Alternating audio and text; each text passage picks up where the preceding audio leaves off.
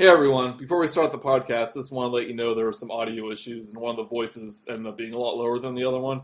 And I did my best to even it out, but it's not perfect, so there's some weird sound stuff going on. Next time I'll record in stereo and not mono and avoid this problem altogether. Enjoy the podcast about Darksiders, everyone. Bye. Hey Randy, how's it going?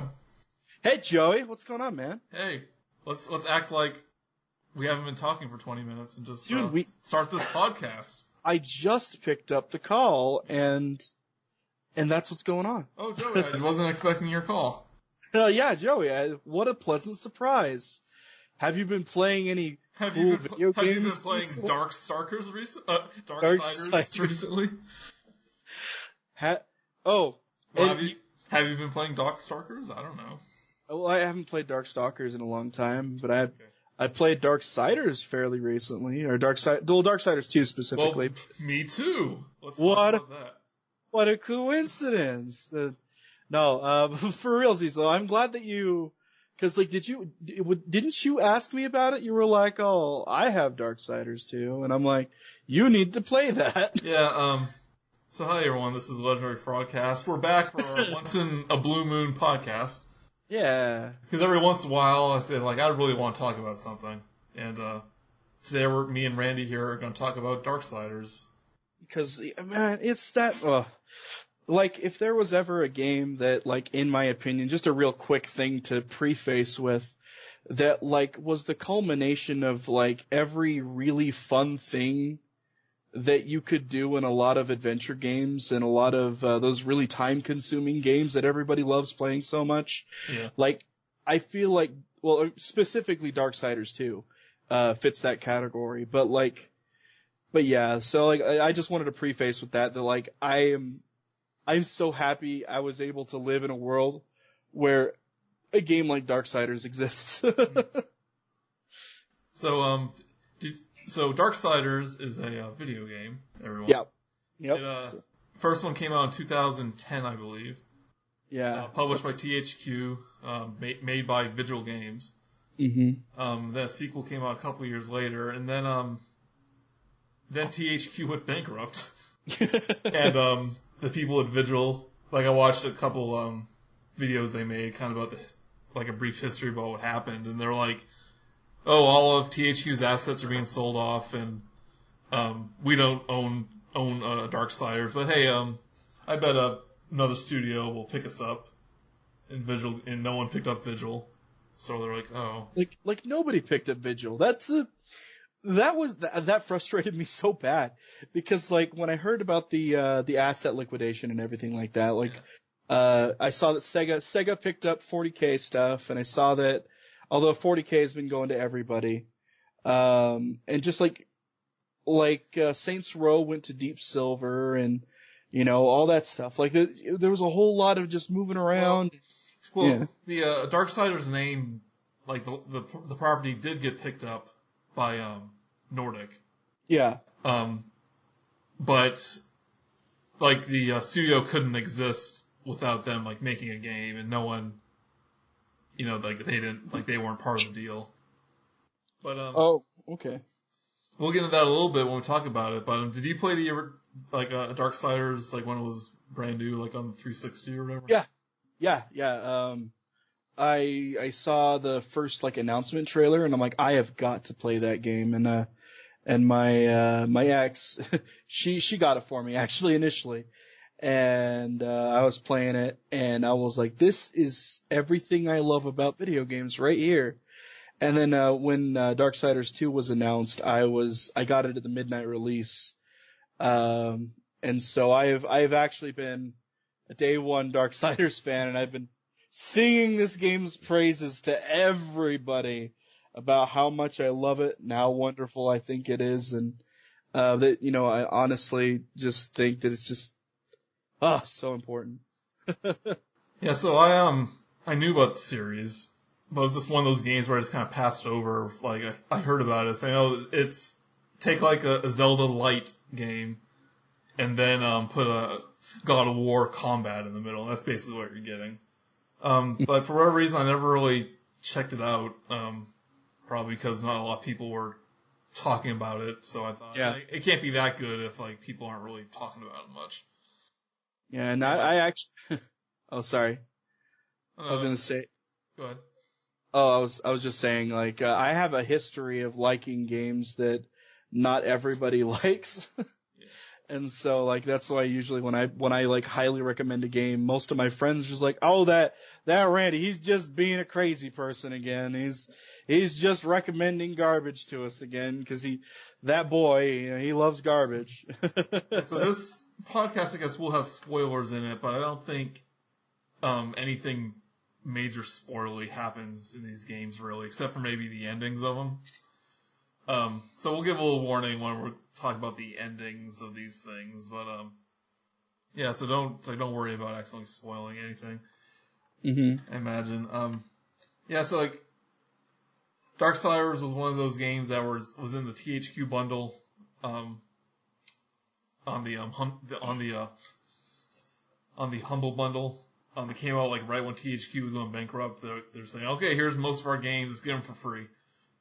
And Darksiders was a part of that. And since like it was part of like it was one of the last games they published before they went bankrupt, like I just saying, well, this game must be the reason they went bankrupt. It wasn't good. It didn't sell. Even though that wasn't the case. So it's been sitting in my Steam library forever. That's just one of those games like, I don't know, I just won't play it.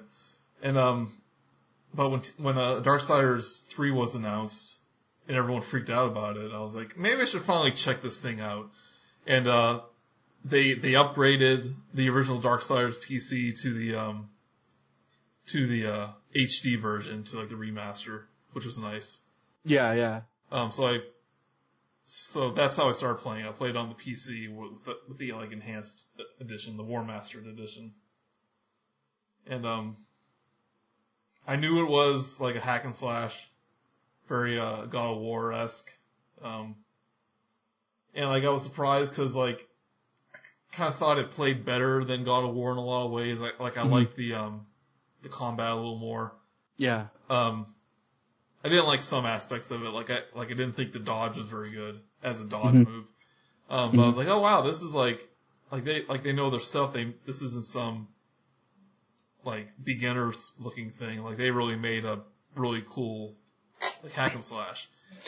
Yeah, they did, and I totally agree. Yeah, and like once I got to the kind of like the puzzle areas, I was like, oh, this is actually like really interesting puzzle stuff that even like stuff I haven't even seen like in a game like Zelda that much. Yeah. I mean, maybe like certain aspects in Zelda, but like these levels are really well thought out. They flow well. Mm-hmm. The combat's nice. It doesn't like with like a game like Bayonetta, like which is just all combat all the time. Like it can get kind of tiring. Yeah. You got to turn your brain off every once in a while with that one. Or you have to turn your brain on so much because since you're doing nothing but combat. Sometimes it's like crazy difficult. Like, yeah. Yeah. Yeah. So like it was a good balance between puzzle solving and combat in that first game.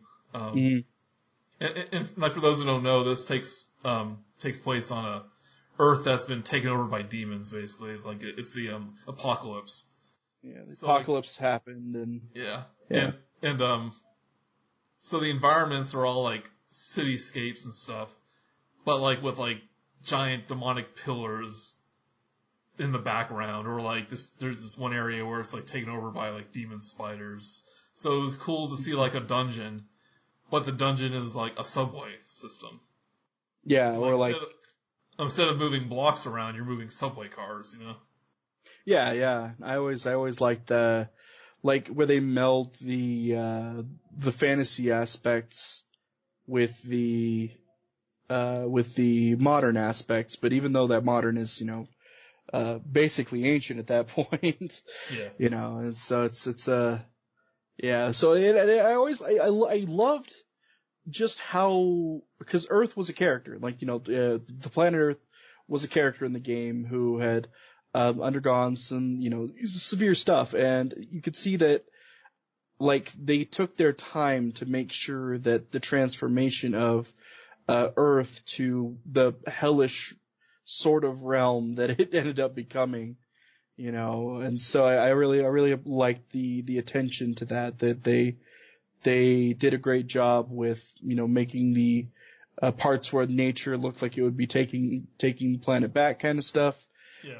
But then there's also, oh, by the way, there's this crazy demon corruption all around here, and demon ambushes here and there and everything, and I just, it's so good, good. And there's a few areas where it's like nature overtaking civilization. But there's some areas where it just turned into like a wasteland, basically.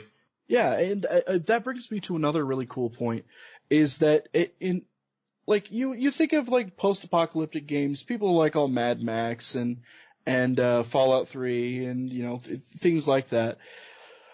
And admittedly, even though like Fallout 4 was very bright, it was very colorful, but it suffered from a lot of the landscapes looking very similar. Like you could easily get lost because it's like everything looks the same. But with Darksiders 1, especially Darksiders 1, even though the planet Earth is meant to basically be no man's land, that it's just been taken over. There's not one time that you'll walk past a vista or something like that and go, "Oh, I've seen that before." No, it always looks picturesque. It always looks impressive, and it's always just wonderful to look at. Like the hub area is kind of this like Main Street type place. Yep. Then you go off to like the sewers, which is like looks like what you expect, but it's cool, like I said, to have a dungeon that's like a sewer system. Or a subway system, and there's one that takes place on like a broken down highway. Mm-hmm. And what's the other areas? And like the wasteland areas, kind of like what you would expect. But there's like this huge church that looks really cool, but it's like taken over by hell stuff. So there's like lava and all that stuff around.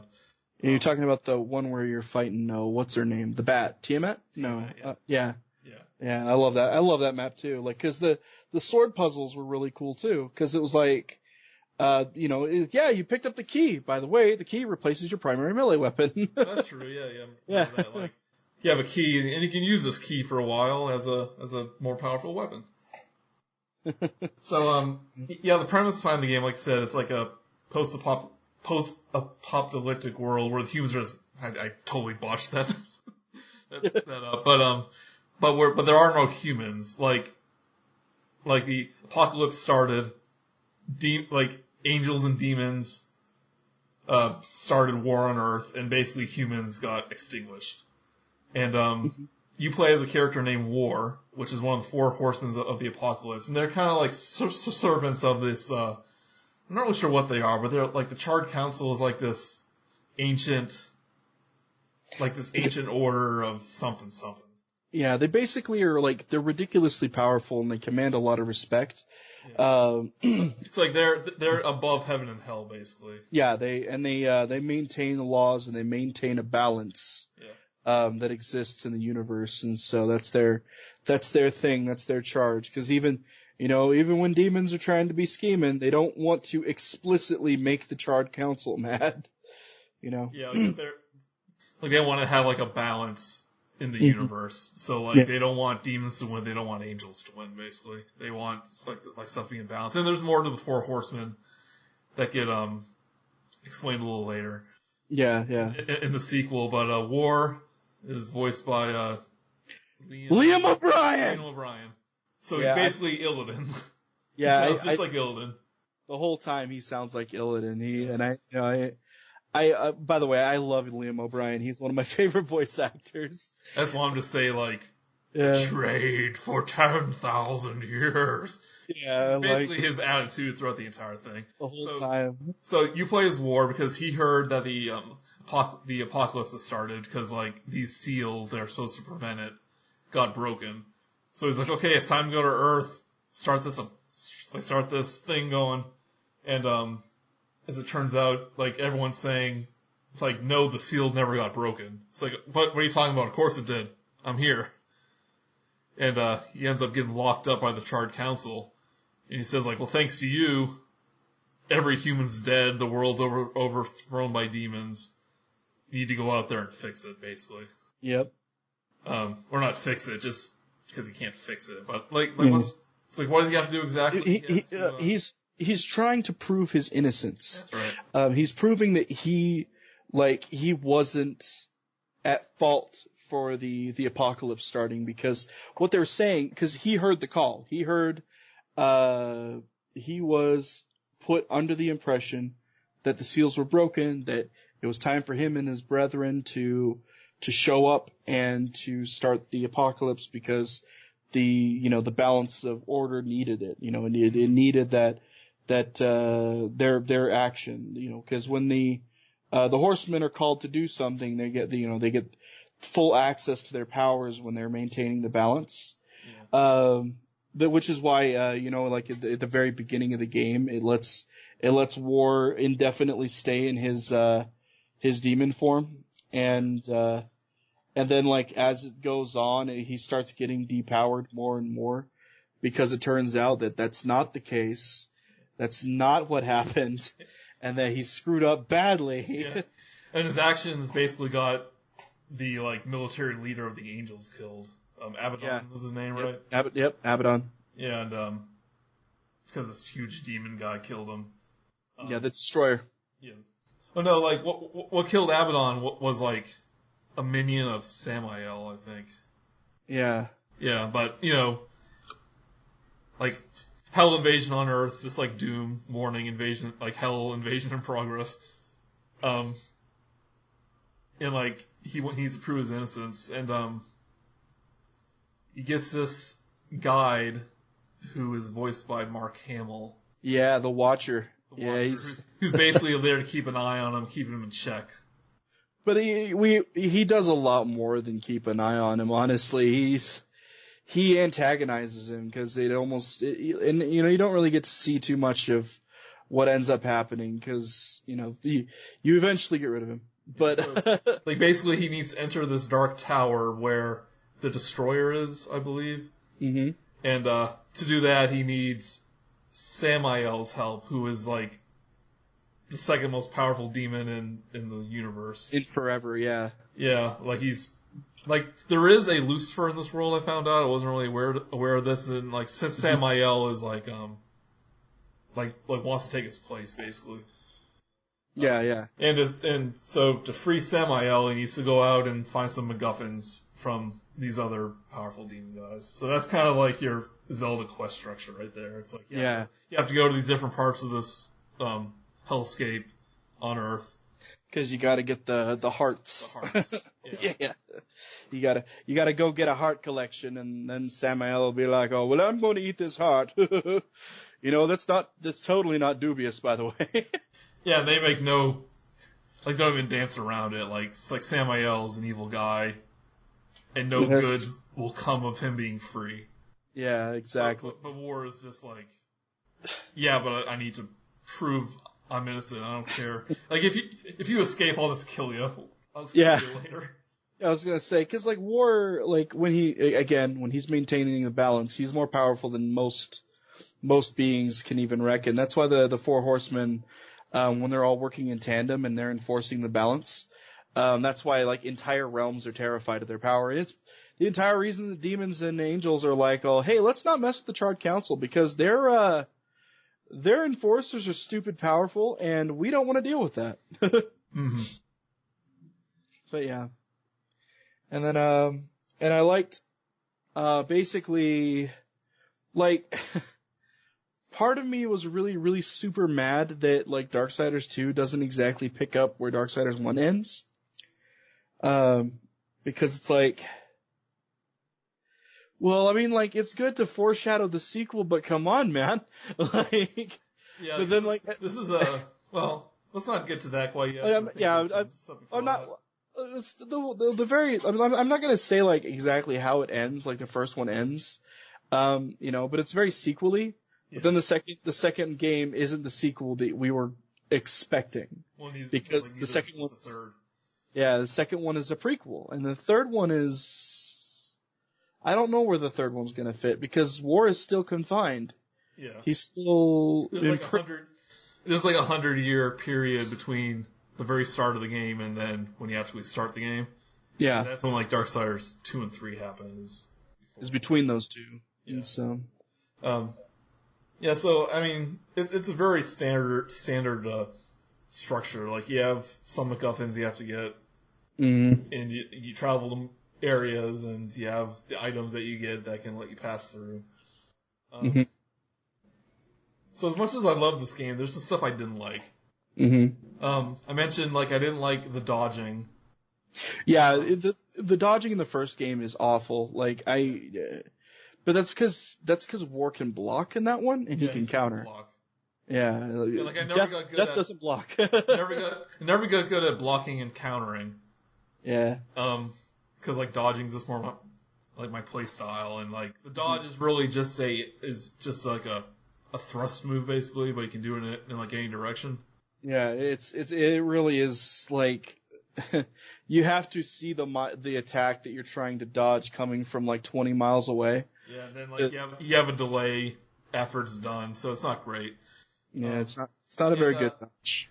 I thought like the sections where you're shooting, or it's either like an on rails thing, or you have that big bazooka gun. Oh yeah, those are. I didn't really like those that much. Yeah, I don't blame you.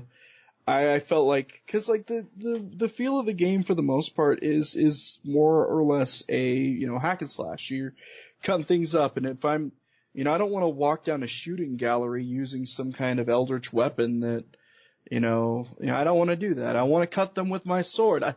I want to get close enough to hit them with my sword is what I want. When it happened in Darksiders 2, I thought it was like a fun distraction because it kind of built it more smartly.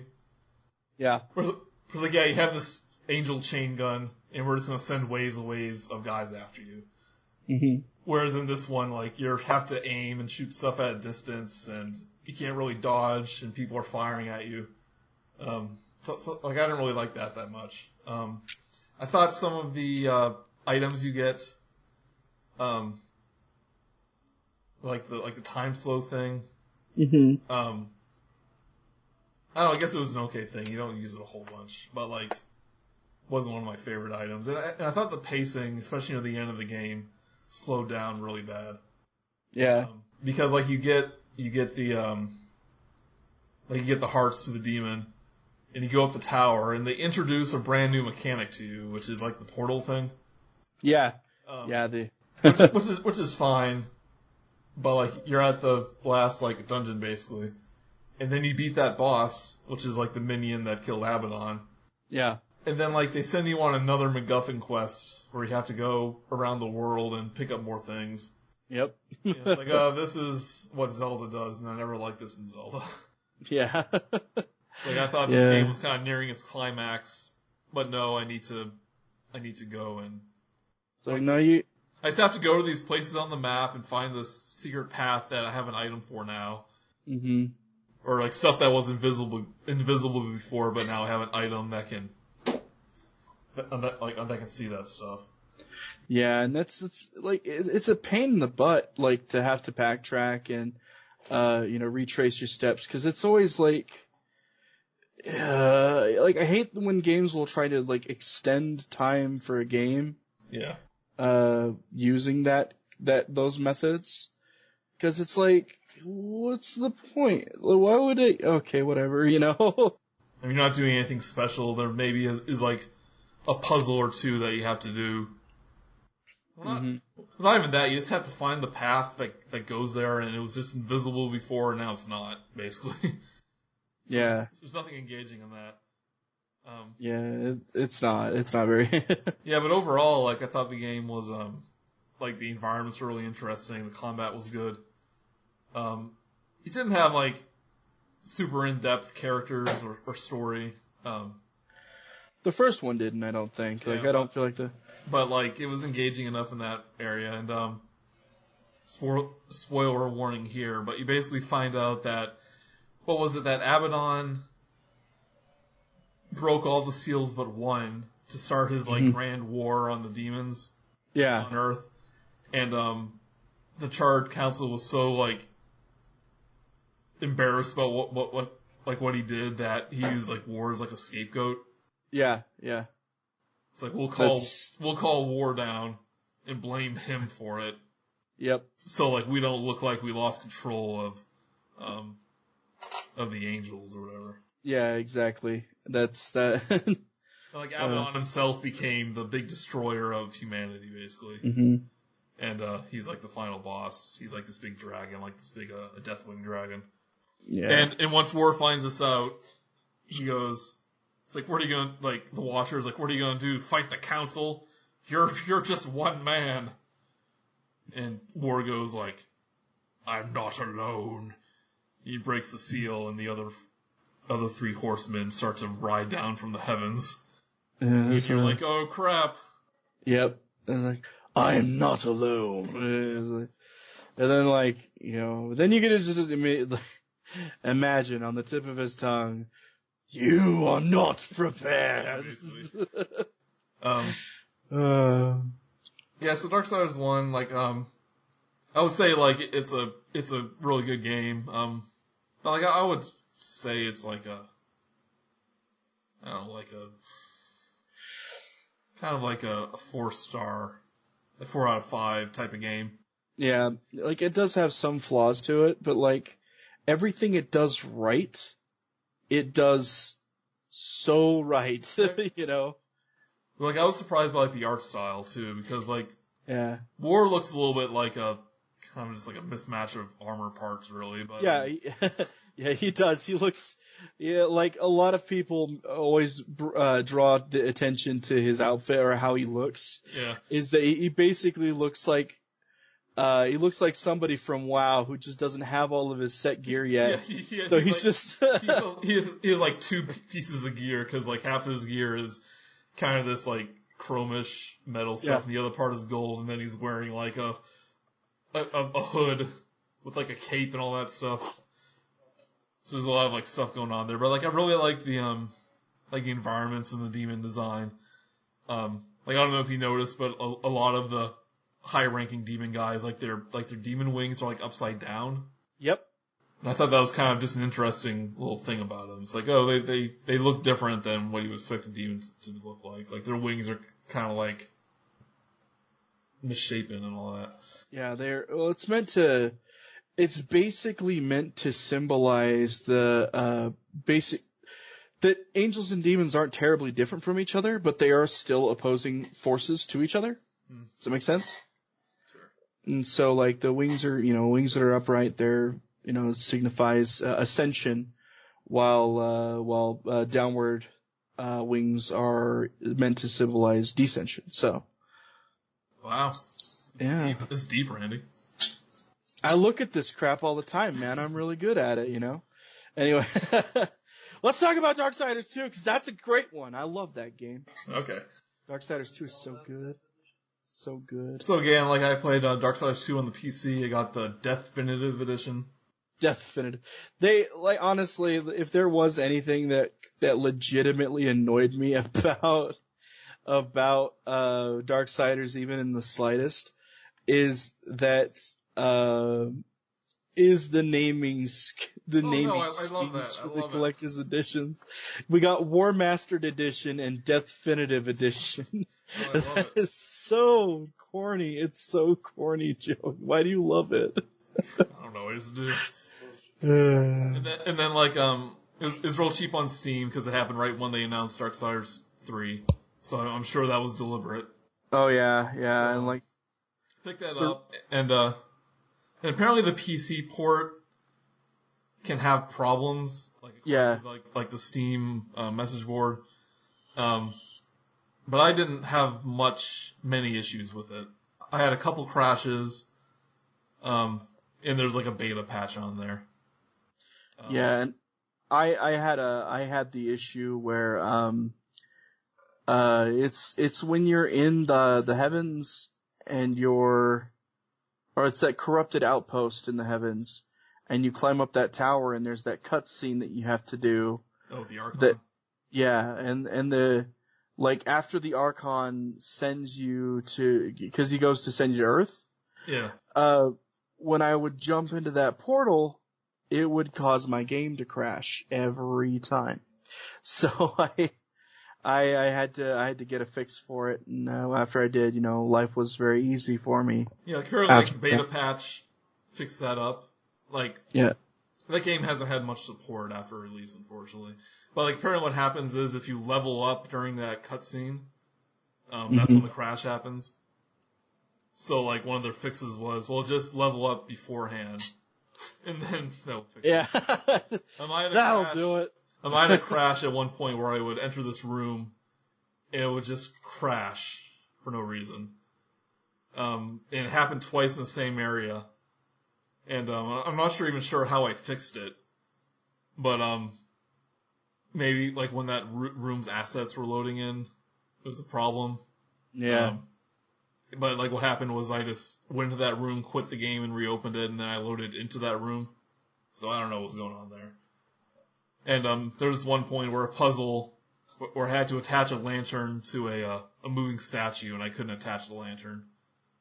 And apparently that's kind of a known bug, but you fix that by leaving the dungeon and then coming back. Like, I was afraid, like, I wouldn't be able to complete the game anymore after that.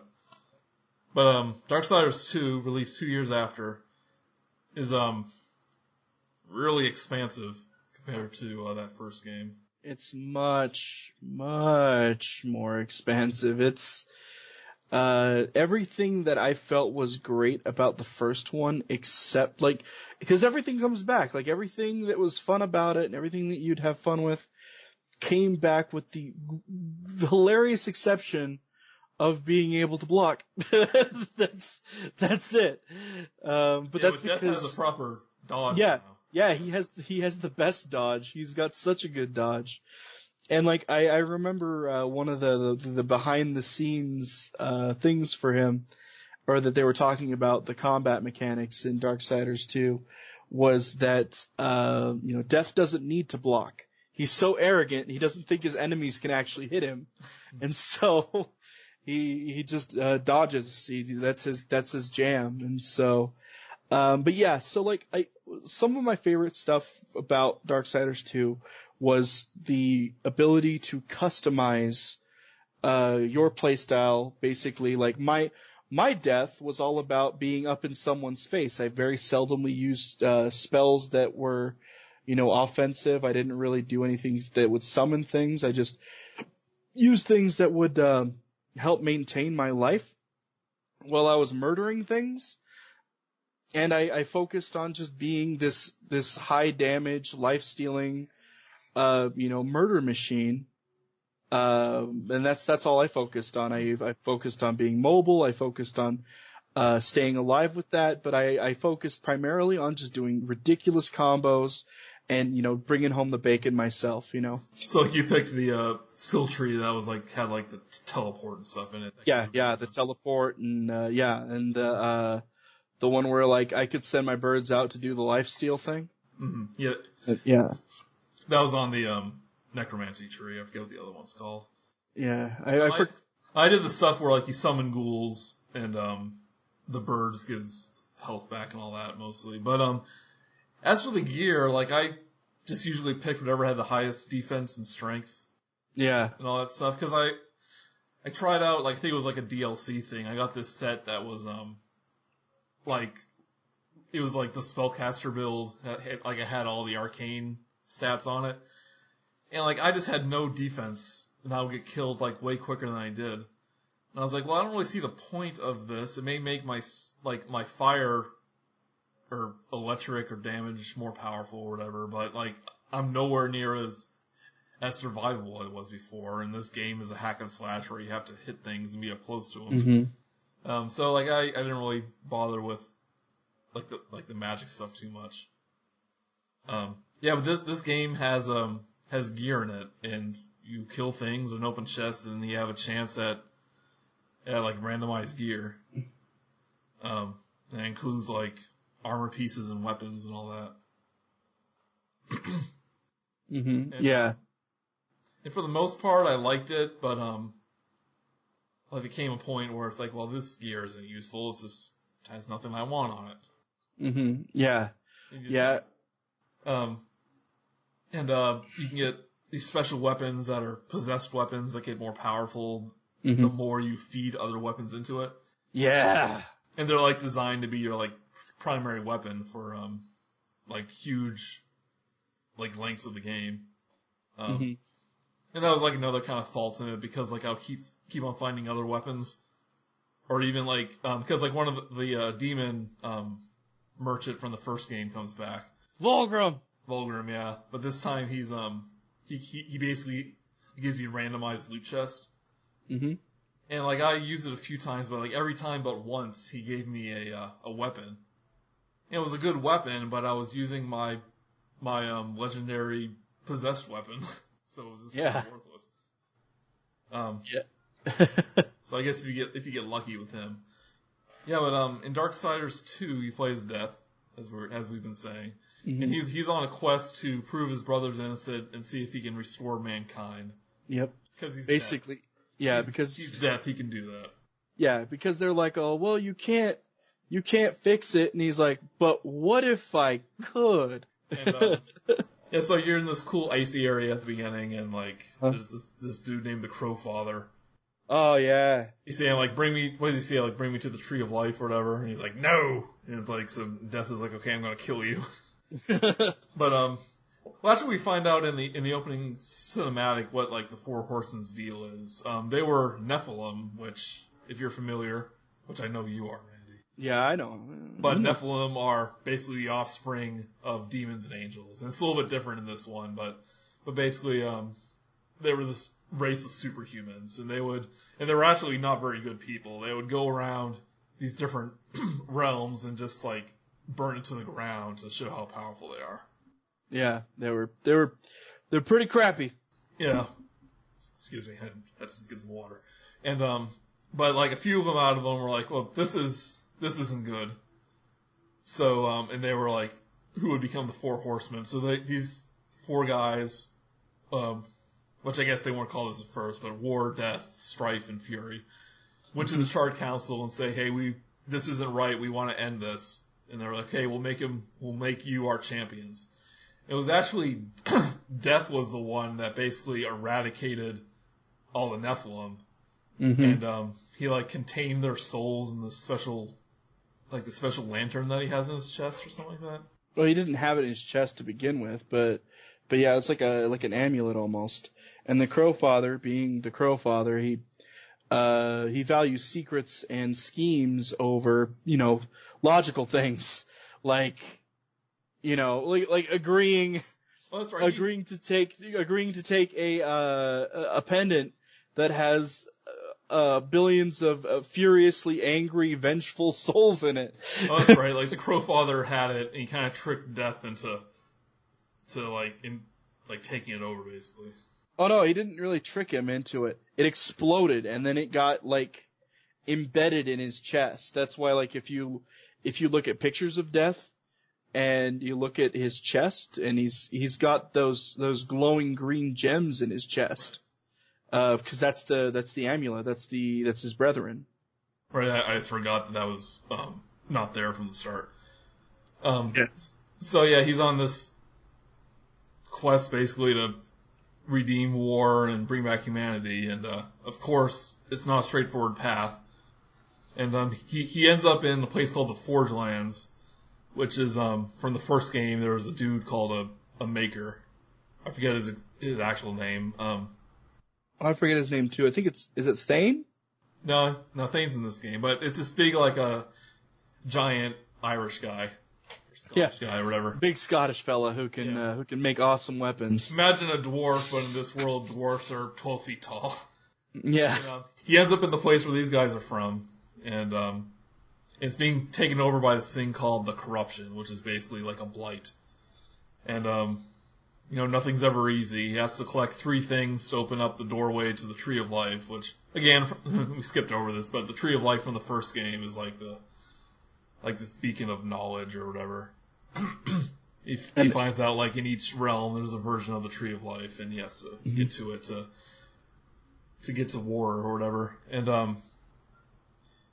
this game is, like we said, really expansive, because you have the Forge Lands, and then you end up going to the Realm of the Dead, Yeah, the Land of the Dead was really cool. I liked that place. Yeah. And then, like, the next ones aren't as big, but you end up going to, like an angel place, a demon place, and you go back to Earth for a little bit. Mm-hmm. And, like, so the variety in environments are, like, 10 times what the first game was. Oh, yeah. And I was, like, taken aback when I first started it, because, like, you're in this, like, beautiful, like, landscape place, like, has awesome buildings and environments, and it's green everywhere. And you're this, like, spindly little death guy who's all, like, he's, like, pale and decaying and stuff, but Yeah. you're amidst, like, all these beautiful trees and all that. Yeah. And you have this horse that's, like, rotting and on fire and all that. Mm-hmm. And there's a lot more characters you talk to. There's like some dialogue trees. There's quests you go on, which I didn't really do much of because they don't tell you where anything is. You say, oh, you have to go here and find it, basically. And I'm like, well, I don't know where to look. Mm-hmm. But it gives you extra XP and some items sometimes. And like, there's really not a lot of character stuff going on because you basically meet a character and you can talk to them, but then they're like really not part of the bigger story that much. Like the most interesting characters I think happen near the start of the game. Yeah, because the makers are really cool. I like them a lot. Because like you're trying to like basically build this giant construct to knock down this huge thing of corruption it's like blocking the tree of life. So you have to build this big construct, and meet this character named Thane who basically tried to save everything, but he failed. And he kind of helps you out in some dungeons and all that. And like I don't think he was really exiled, but he just kind of like in shame he never went back to the. Yeah, he's a swell fellow though. Yeah, he's a good kid. Yeah, like I think the best parts of the game are in this first area. Like there's a cool boss battle, like a Shadow of the Colossus type thing going on. Yeah, there's a whole slew of awesome boss battles. Yeah, this game has a lot of bosses. Like basically every world you go to in the first two ones have like a boss battle at the end of its mini dungeon. And the levels are like better designed, I think. Like they flow a little better than the first game. I agree, they do, absolutely. There's a better progression about like where you're going and all that. And the items remain relevant pretty much throughout the entire game. Like you don't get something and then it gets replaced by something, or you don't use it much. Like you're using the handgun and the like the hookshot type thing throughout the entire game pretty much.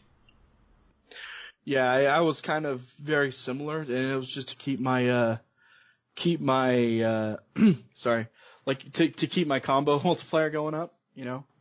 That's what I ended up doing, Because in the first game you have like that throwing star thing. Yeah, that was kind of cool. Yeah, but then you get the handgun. And then it's like, well, what am I going to do about range things again? Yeah, well, I guess I'll just use my gun. Yeah, these are kind of the same, but you still need to use like the throwing star to do certain things. So you kind of have like two items that did basically the same thing, but one of them does something a little different. So you have to, But this one, like, didn't really have that problem. You can't float in this one. Like That's okay. That's okay, though. He makes up for it for being able to climb up things. That's true. You can climb ledges finally. Yeah. Like, this is a little bit of I don't know if I'm going to make this jump. I guess I'm just going to have to grab onto that edge. And then, like, War is like, wait, what are you talking about? I don't know how to do that. There's no time to grab edges. I was not prepared for that ledge.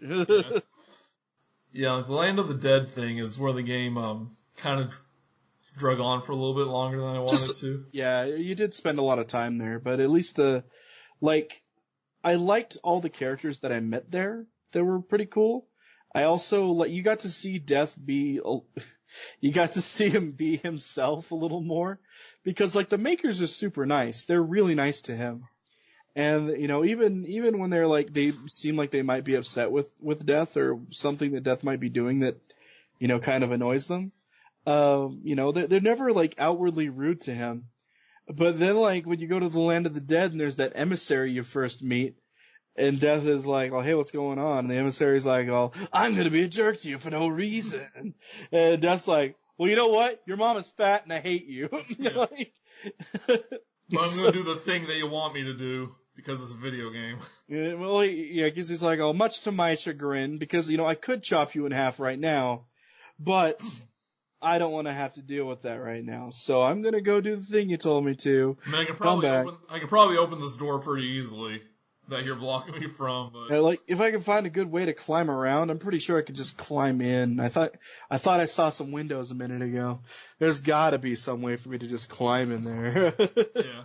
But this is another thing where, like, you have to find 3 things, and you basically have to find 3, but kings that betrayed, like, the king of the dead, basically, and you need to gather them up. Oh, no, wait. But that's actually that part. Like, first you have to, like, defeat some champions, and then you talk to the king, blah, blah, blah, stuff happens. And,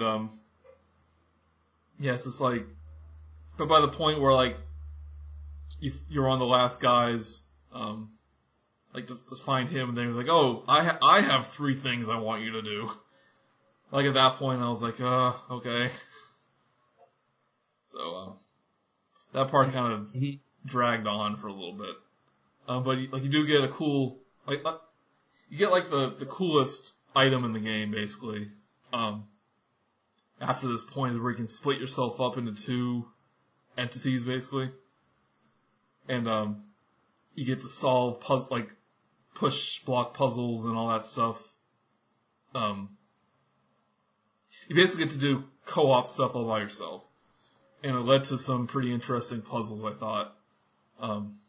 Being able to do that, because you get to split up, but yourself turn into a statue. Mm-hmm. And I thought like some of the ways that you had to move that statue around without having control of it, because once you end the spell, you end up where the statue is. Yeah, yeah. So like you have to kind of move the statue around at like when you're split up. And I thought that was pretty cool. The cool thing, and you get the teleport laser thing too a little later too, but Yeah. I think it's done a little bit better in this one than it was in the first game. Yeah, I agree. And after the Land of the Dead, you don't really go to another area again per se, but you do go to this like angel outpost. Oh yeah, like earlier you find out that the corruption is basically Death's brother that he killed during like the whole Nephilim thing. Yeah, he was so like, I don't know, he was so tormented or something that in the afterlife he basically spread his anger out into the real world and turned it into this blight basically. Mm-hmm. Yeah, anyway. it's like a like, I don't know. It's almost like a grudge or like a haunting, It's such furious anger is like. It's brought up and then it's not brought up again until the very end of the game, basically. Yeah, they didn't. There's like pretty long stretches in this game where you kind of lose the main plot because like you're involved in it's like, oh, we have to get this thing up and running, or oh, like we have to collect these souls. And then Death is just like, I want to get to the Well of Souls and do this humanity thing. It's like, oh, nope, there's more stuff you need to do. It's like you do go to this heavenly-looking place, which is kind of my favorite dungeon area in the game. And you go back to Earth for a little bit, and then you go to this hell-looking place, which is pretty cool, because, like, you need Samael's help with something. But because, of course. He's in prison at that point. Yeah. And I can kind of tell by that point in the game, they probably ran out of time, because like the Earth and Hell areas like really aren't that involved really, and you meet this character named Lilith,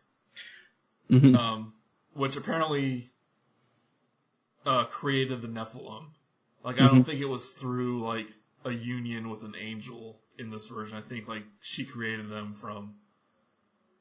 Well, they said like they created them from dust or something like that, so I don't really know what the deal is. And like Lilith is introduced, she's like Samael's consort basically.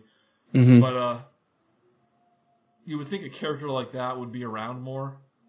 Yeah. So it just seems to me like this last area of the game, it's like unique visuals and all that, but you're not there for very long, and you're introduced to this character, which seems like would kind of be as important as some of the other ones you would meet. But you kind of deal with her storyline like really quickly. Mm-hmm. And then after that point, you have to defeat your brother, who is the corruption. And so the game just kind of ends really abruptly. Yeah, it does.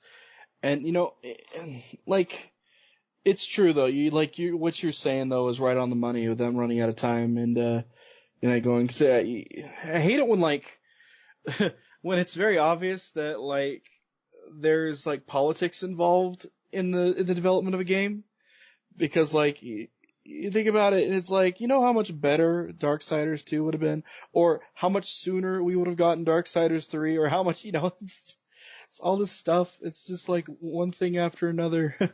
Yeah, I think they probably could have like trimmed down the other two areas, which are like super involved, by I don't want to say a third, but just like take a bit off that. And you probably could have had more stuff on Earth, or more stuff in the Hell dimension. Yeah, I agree. And like, I'm really excited for 3. I am excited because I get to see more of the story. I'm a little annoyed that it seems to be, more during the. Excuse me, sorry about that. I got the hiccups. Anyway. What do you want to talk about 3? Or do you want to like wrap up 2? Well, let's wrap up 2. Yeah, I guess. So yeah, like 2 is a lot longer than the first one. It really sucked me in. Mm-hmm. Even though it doesn't have like a super involving story or characters. Oh yeah, the very ending too. You can talk about that. Yeah. I thought it was the sacrifice, or like just like the pacing of the game, I thought was really good. Like it didn't like linger in certain areas for too long. It had like really good puzzles. It had good combat, like better combat than the first game, better puzzles than the first game, and the environments were nice looking. And all that stuff. Yeah, so the very end of the game, you have the choice to, well, the player doesn't have a choice, but like when death is given the choice, you can either resurrect the Nephilim and your people will be back and forgiven, or maybe not forgiven, but they would be back, or you can use the power of the Well of Souls to resurrect humanity. And in kind of like the best character moment for death in the game, where he basically goes like, I've spent so long trying to get here, I risked everything, I fought my way through hell, and I have no idea what to do. He's like, what do I do here? I have an impossible choice. Mm-hmm. But ultimately I didn't think this was super clear at first, but he decides, well, I did this to help my brother, so that's what I'm going to do. So he basically throws himself into the Well of Souls, where all of humanity is being trapped, basically. He sacrifices himself, and the game would have you believe that humanity is saved somehow. And like a death is dead, basically. But I didn't really understand how, like, what happened to humanity then. Like, what happened? Because obviously in Darksiders 1, like, the humans are still gone. Mm-hmm. So, like, what did death do? Exactly. Did he allow them? Because they were like trapped, basically. Yeah, they were. Because the corruption wouldn't let them pass on to the afterlife or whatever. Mm-hmm. So, like, did death like allow them to pass on, or do you think like later on in the series, like, the door's open now for humanity to come back to Earth? I think what effectively has been able to happen, because like it sounds to me like with the way that number 2 ends. There's a couple ways they could go about this, or a couple ways they could explain it away, or a couple of ways that, future, the stuff that's going to happen, here real soon, with Darksiders 3, which we're not going to talk too much about because we don't know a whole lot about it, is that they're preparing for something big. They're making preparations to make this be get the full ending of a story and be the conclusion to this ridiculous epic that's going on right now. Because it's like, it could end up being a Chekhov's gun kind of thing where, like, in the next Darksiders, where Death shows up and is kind of a prominent character, and he's like, oh yeah, by the way, I saved humanity. We got to do is take the Earth away from the stupid things that are going on right now. Yeah, maybe. And so, like, him.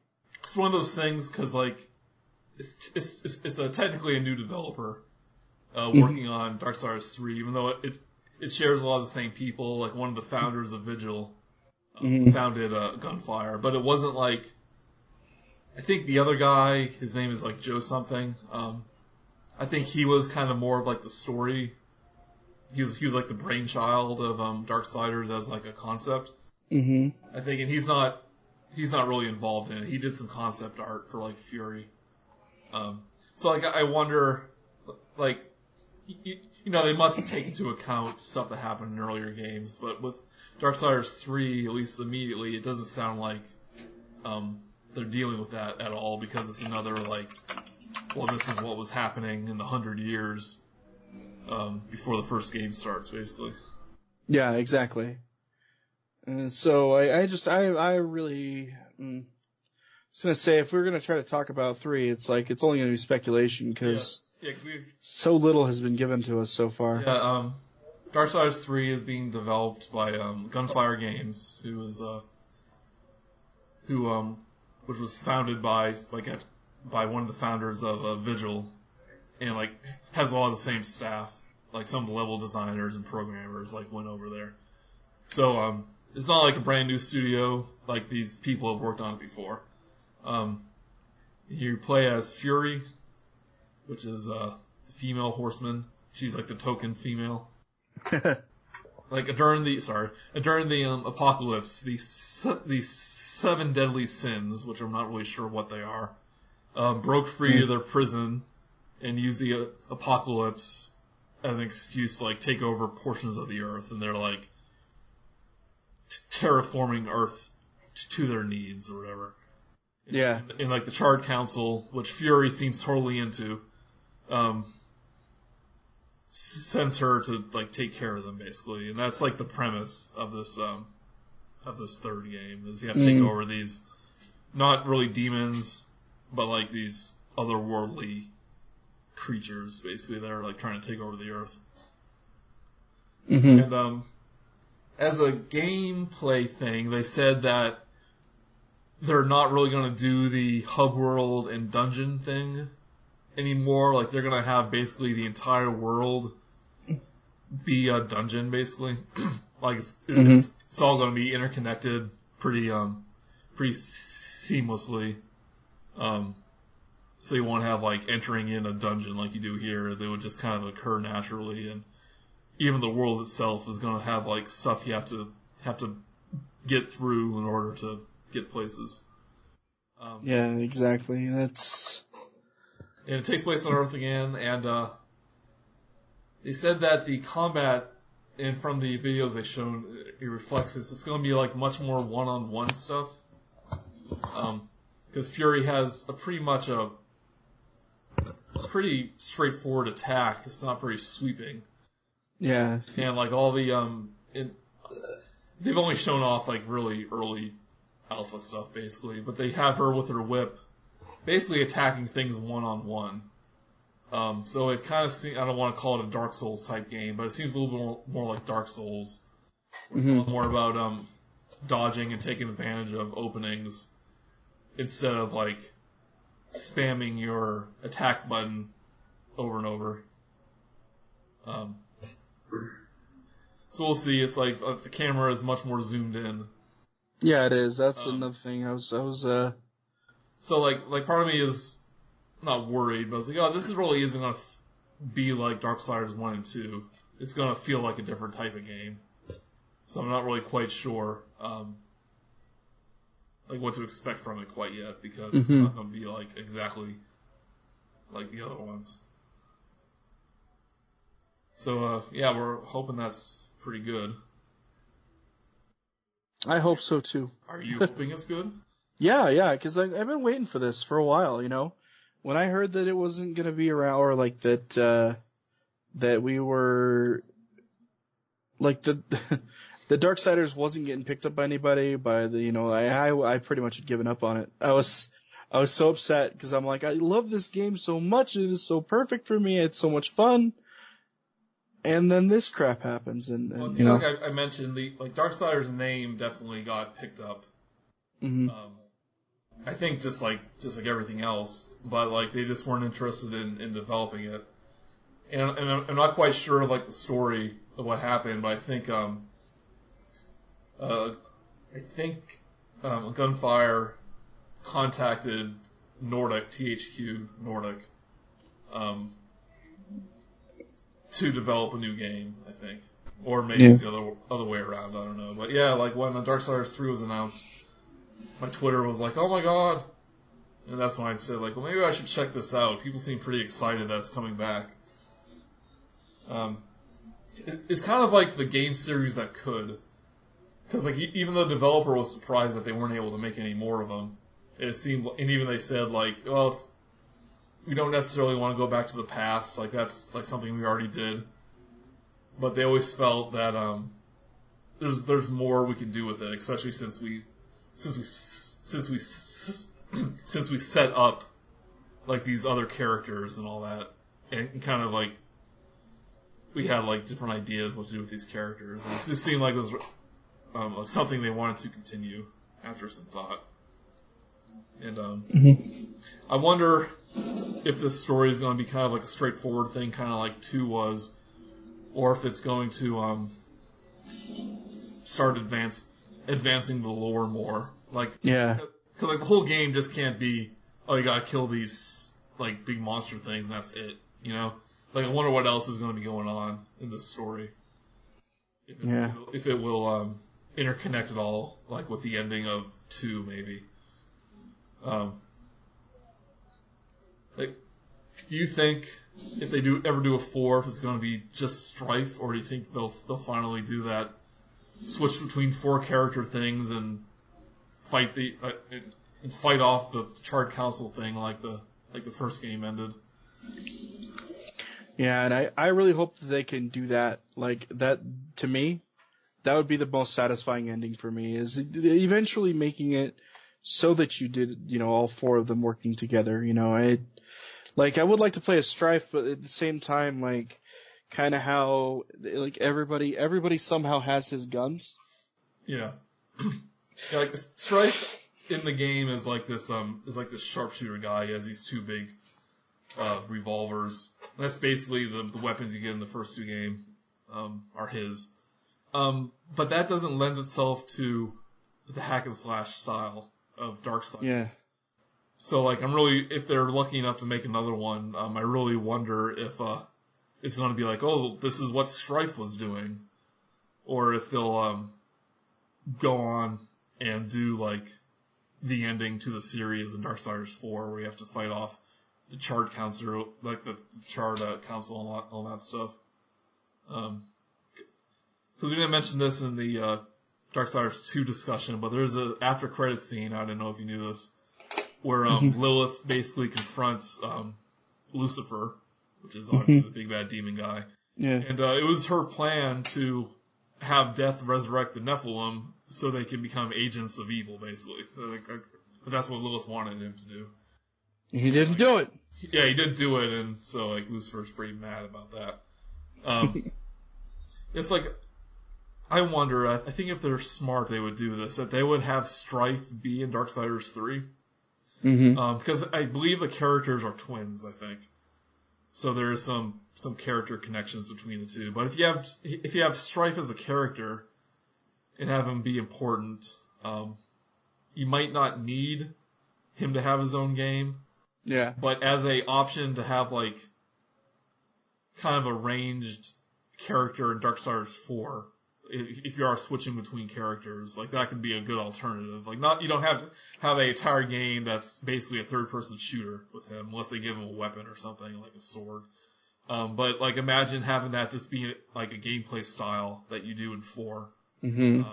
I don't think that would be a bad alternative. Because at this point you have to wonder. It's like, well, we have this grand plan for the series, but we don't know if we're going to make a fourth one. So we want to make sure we take good advantage of what we can do, you know? Mm-hmm. Because obviously the game is, like, the series isn't going to, like the story isn't going to end with 3. But they have to make sure, like, if they do a fourth one, it's like, well, maybe this is the only opportunity we'll get to complete the story. Mm-hmm. So, I'm just rambling about that. Like, my thing about that stuff, like how to set up stories in like a limited amount of time. Like, if you have a trilogy of movies, like how would you structure it? And not just because like so many movies rely on sequels for plot points. It's like, oh, this movie ended, but it ended on a cliffhanger. Like, you know, don't necessarily want that. Yeah, we don't want that because that's what happened with the first one. That's what happened with the second one. I just want them to finish the story. That's all I want. So I just want an ending. So, yep, Darksiders. Apparently it's, a lot of people know about it because I keep hearing that people like it.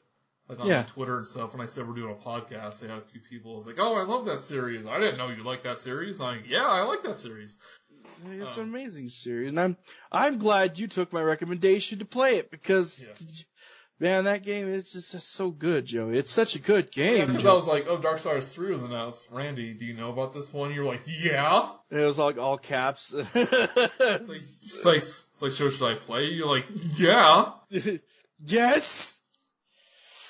Play it. And luckily, when those things are on sales, they're like really cheap.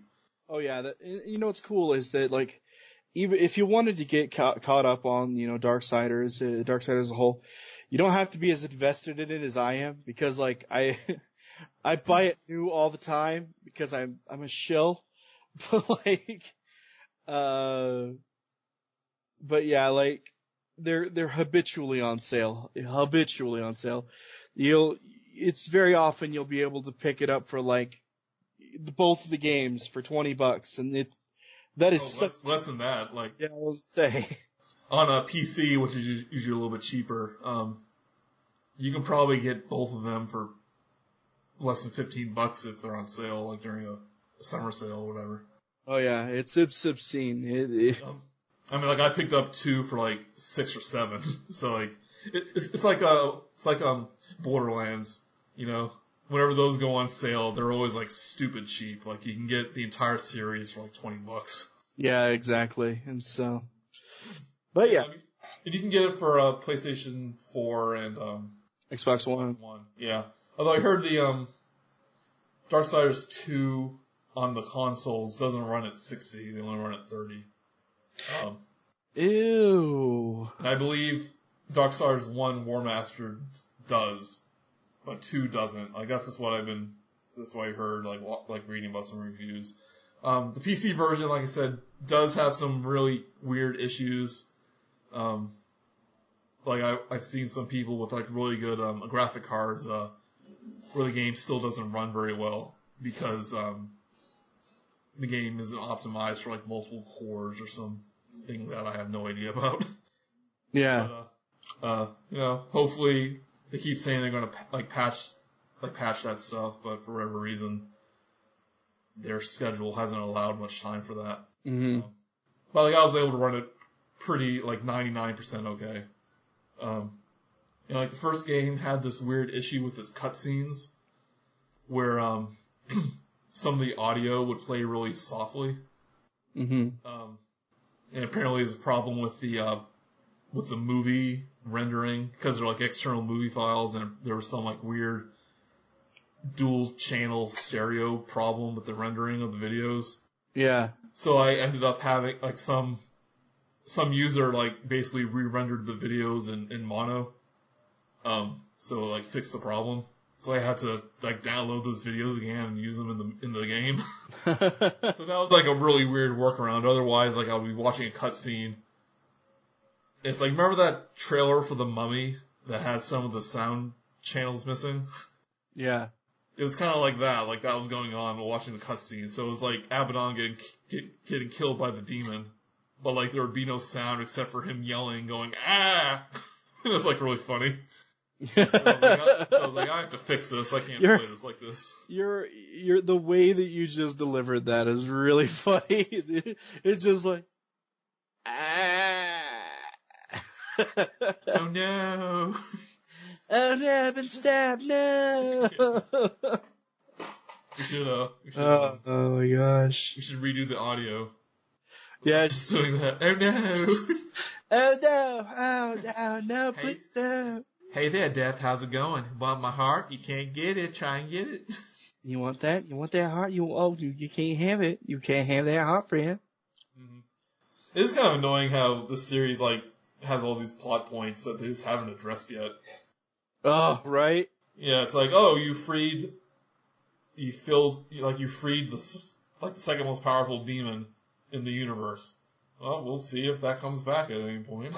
Yeah, I was like, I wonder if that's gonna bite you in the butt. You'll never know. Yeah, and like even like they tell Ward, it's like, you know, you're freeing this demon who's gonna like destroy even more of the Earth when this happens. Like when he's in charge of the legions of hell, like it's not gonna be a good idea.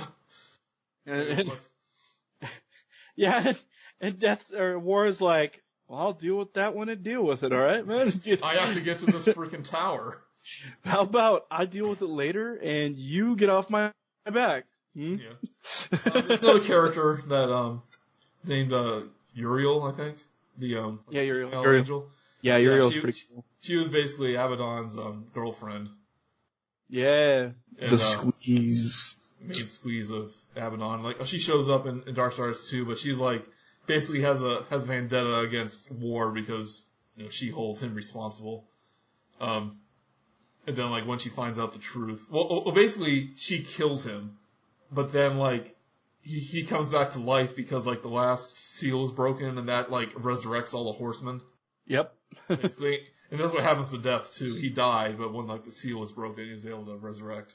Yeah. But she's a pretty cool character. Like, I hope they find a way to have her in 3. Because they have like that maker guy. He's in 3. They've shown the one that helped War out. Yeah. So I hope they bring back some of the some cooler characters. I'm trying to remember his name. I could look it up, but I don't want to like browse the internet or podcast it. Yeah, no, that's. I keep wanting to say it's Olaf, but that's the snowman from Frozen. You know, I'm gonna look it up right now. Hold on a minute. I'm gonna look right now. While you're talking, I saw like a thing in Darksiders 2 that was like quasi game breaking. Not like the game was broken, but I found like a weapon that has like 10% lifesteal, and you get it pretty early, like halfway through the game. And I think it's a weapon that was in the original game, but it might be a DLC thing. Ulthane, there we go. Ulthane is his name. Yeah, he was cool. He likes to kill angels by pulling their wings off. He calls them like plucking the pigeons. That's what he does. Yeah. But you have this lifesteal like heavy weapon, which is like your secondary attack, and it has like 10% lifesteal, which is good on its own. But like when you crit, then it's like really good. And I got my crit chance and damage so high that while as a weapon it wasn't super powerful, it would basically refill my health every time I swung it a few times. It's like I was using that weapon throughout the entire game, even though I got more powerful like other stuff. And I thought that was kind of like, I didn't think that was intended too much because I wasn't relying on health potions as much as I did. And I was like, oh, I'm low on health. I'll just swing this hammer around a couple times, and when it crits, it'll refill it'll refill half my health. Yeah. So that's kind of like one of those design things where it's like, oh, you happen to find a weapon combination that was just kind of like bypass the need to play it safe a little bit. Yeah. You just restore health for free, basically. So I'm looking at Fury. Yeah. I'm looking at Fury right now. And yeah, it was Fury, not Wrath. Fury. The thing is that like, I'm looking at her, and her 3D rendering doesn't look so good. It is an early version of the game. Yeah, I don't think she looks good at all. I don't really have I think it's fine personally, but like the lighting stuff isn't in there yet, and they can still tweak the character model. Give her eyebrows and. Well, she has like those black tattoos, so I don't know if eyebrows will really show. If they were the same color as her hair, I think it'd be fine. Anyway, sorry. Yeah, there is some concept art, with her with other weapons too. So obviously it's not going to it's not going to be just that whip. Mm-hmm. Yeah, like there's a completely stupid controversy around Fury on the Steam message board about this game, because like the original concept art or design that was like in like the comic books and stuff, she was pretty typical like girl in bikini armor basically. Yeah. It's like completely impractical. Like for real, I don't know how it's supposed to work. Like how her bra's supposed to work in the original concept art. Yeah. And like on the message board, people are like, it's supposed to look like this, and they show this completely impractical, badly drawn female character. She's not supposed to be armored up where you can't see any skin. And some people are like you, like they don't think she looks very good from like a character design standpoint, but I honestly didn't really see much of a problem with it. But that's stuff they can improve later on. Like the games do that all the time. Is there anything else about Darksiders you want to say? We've been pretty thorough. Yeah, I was gonna say I think we've been concise this whole time. Definitely. If you're a fan of like God of War and Bayonetta type games, they're not as like crazy as those games, because combat's only about half of what it is. The other half is dungeons and environments and stuff like that. Mm-hmm. But it's a really good mix, especially in 2, I think, of puzzle design and combat. And I hope they continue that stuff in a good way. And definitely check it out if you're into any of those things. I think you'll find something that's pretty unique. And I think it definitely has its fans, like hardcore fans, like you were. Mm-hmm. But I also think it's one of those games where some people just didn't really pay attention to. Oh yeah. Like I was. So don't be like me. Go check it out. So will you retroactively consider me a hardcore Darksiders fan? Yeah. Well, yeah, because the thing is that like you like these kinds of games. Like you like those kinds of games to begin with, and so like the fact that you hadn't played them yet surprised me, actually. I thought you'd already played them, because it's like the Darksiders games are so far up your alley, it's not even funny. Like, yeah. It's like you made Flash movies about Zelda, one of the games that inspired Darksiders to begin with. And so I thought it would have been something on your radar, but I'm still glad that you got to play it, that you did get to play it, and that you like it exactly as much as I thought you would. Yep, liked it a lot, and I like watching other people play it to see their reaction to things. Like I've been watching some streamers play it, which of course aren't a bunch of people, but there's always like a few people playing it. Like I like seeing them watch people like it's like, oh, that's cool and all that stuff. So yeah, so go check it out. And Darksiders 3 has a release date of 2018. We'll see if it keeps that. But I imagine it won't be out till like late 2018 if they keep that date. So. Yeah. And I don't know. Like, will it take them a long weekend to fix her face and her hair? So I think her hair is cool, because like her hair is supposed to be like really flowy and like change depending on like if she's in battle or not. Like it's a kind of like she's underwater, Yeah, well, I'm okay with that aspect of it. It's towards the front of her face that has it looking really silly to me. Okay. Yeah. Anyway, I'll complain about that later. Yeah, we'll have our next podcast will be in a year and a half when Darksiders 3 is out. We'll do that.